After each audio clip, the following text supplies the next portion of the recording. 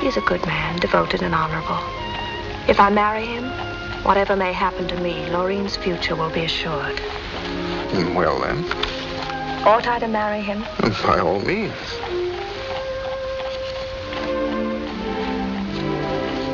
You know very well I have no intention of marrying him. Well, then there's no problem. Don't you understand? It's you I want to marry. You cannot deny that you love me. Marriage and love are two entirely different subjects. I don't think so. A true marriage is the daily bread of the heart. There's no greater happiness. There's no money in happiness. If one desires money and success too much, it can poison his life. Give me a cigarette case. Have you never thought that one day you'll grow old? You will stretch out your arms for love, for consolation, but no one will come. Then there are children. Wouldn't you like children of your own, like little Laureen, who is so fond of you? What is it then that you want in life? Shall I tell you? I should like to know. When you marry, you want it to be in the Church of the Madeleine, with all the wealth and fame of Paris in attendance. You want to look from the church across the Place de la Concorde to the Chamber of Deputies, where your future lies. You cannot possibly understand what Paris means to those who grew up as I did in the provinces. We look toward Paris as the souls in purgatory look toward paradise. It's a war in which I'm engaged. One man against a great city. I must conquer Paris or be conquered.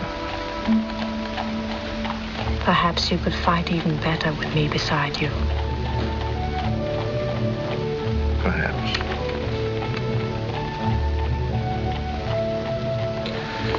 Fits perfectly. I had it made to the exact measurement. I can take the measure of your cigarette case and put my photograph in it, so that when we are not together, you will be reminded of me.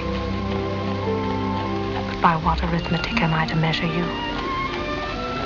Who will tell me the dimensions of the heart?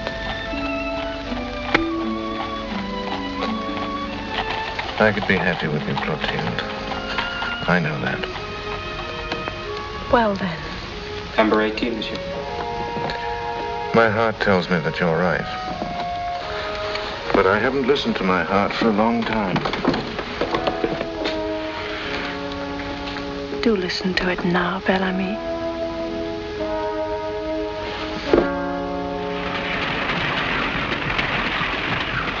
I am writing you this letter because you told me that I could count on you always. Will you come and help me during the last moments of my husband, who is dying? I can only ask such a service of you, as Charles has no relatives. You were his comrade. He opened the door of the paper to you. Come, I beseech you. I have no one else to ask. I came just as quickly as I could. How is he?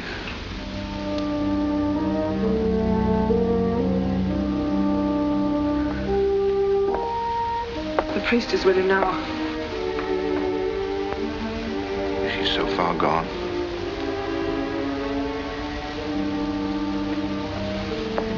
You'll scarcely recognize him.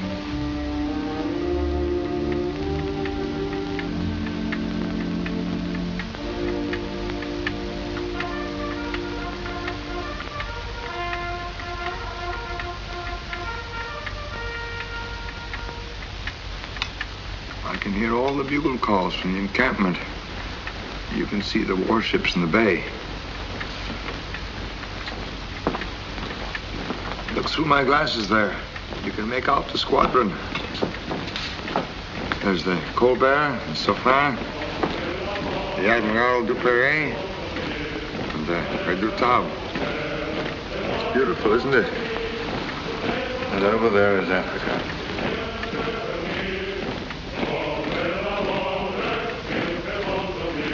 Sounds familiar, doesn't it? They're always passing here. You remember how we rode in St. George? You and I, this old accordion?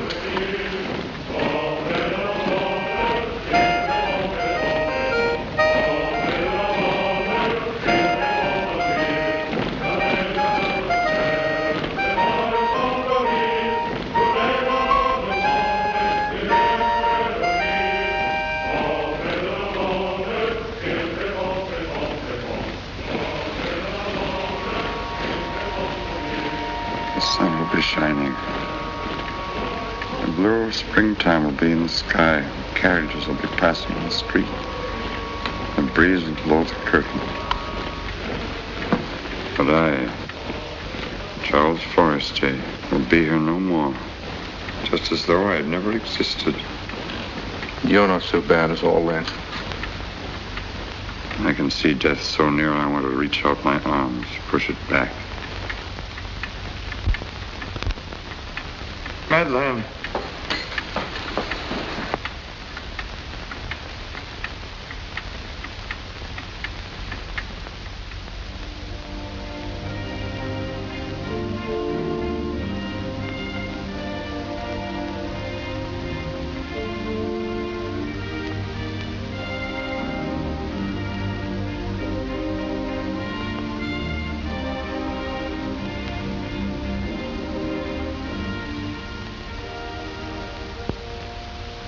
How clear the night is.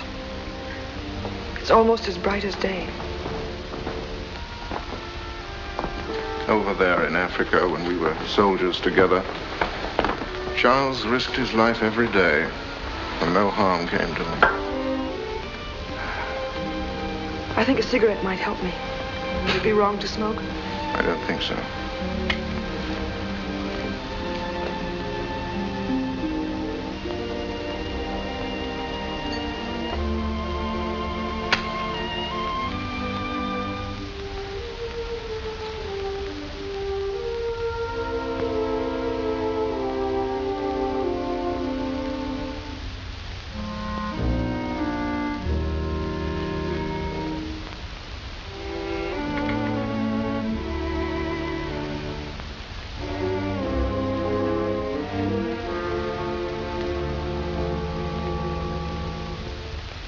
I must ask you to listen to me for a moment.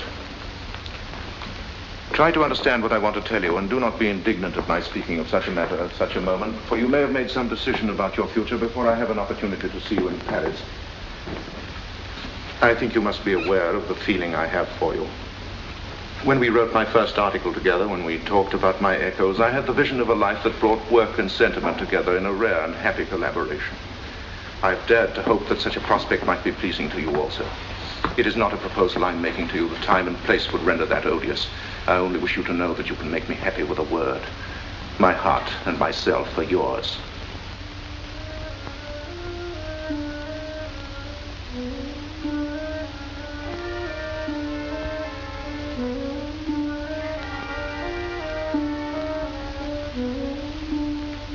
Have I offended you? No.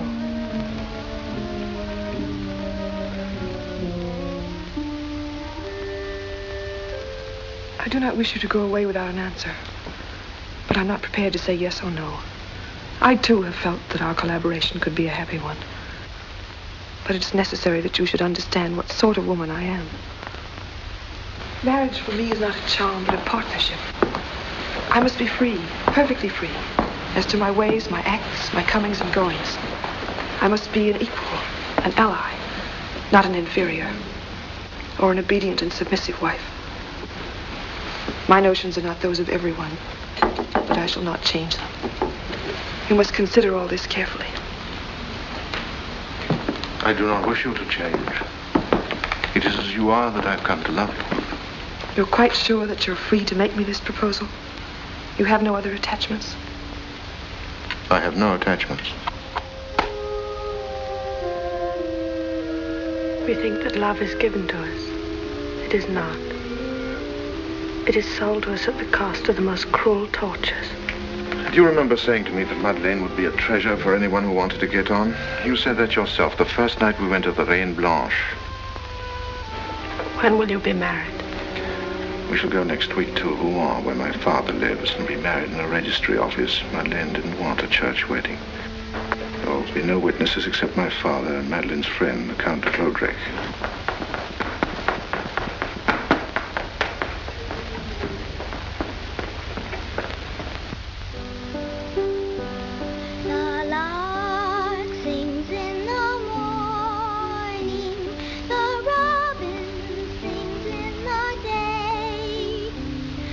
Nightingale sings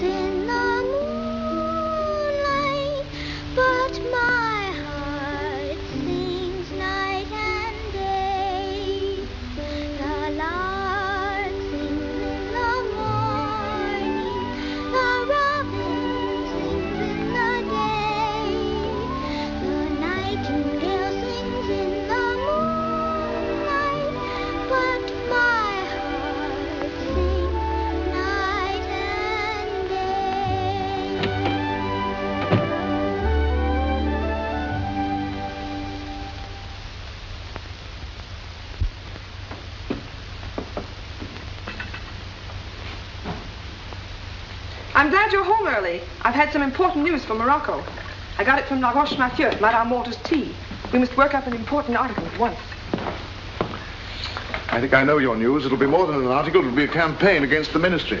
And we'll end by making that idiot La Roche-Mathieu Minister of Foreign Affairs. And that idiot La Roche-Mathieu will end by making our fortune. Nevertheless, I'd be glad if our efforts were for someone less stupid. Your ears should have been burning this afternoon. Madame Walter is quite smitten with you. Nonsense. I tell you, it's so. She spoke of you with wild enthusiasm. She'd like to find a husband like you for her daughter.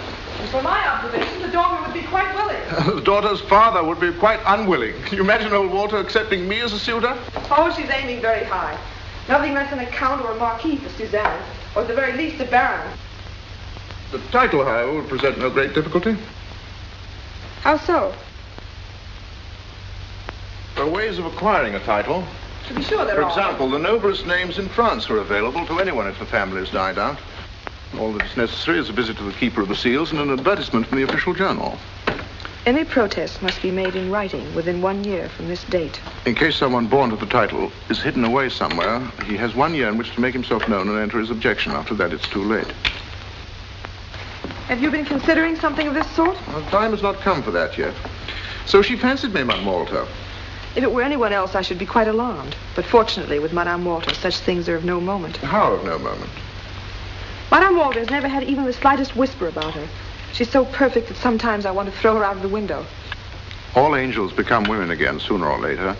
But you put an idea into my head. I might learn something from her about old Walter's schemes. We have more important things to talk about than Madame Walter.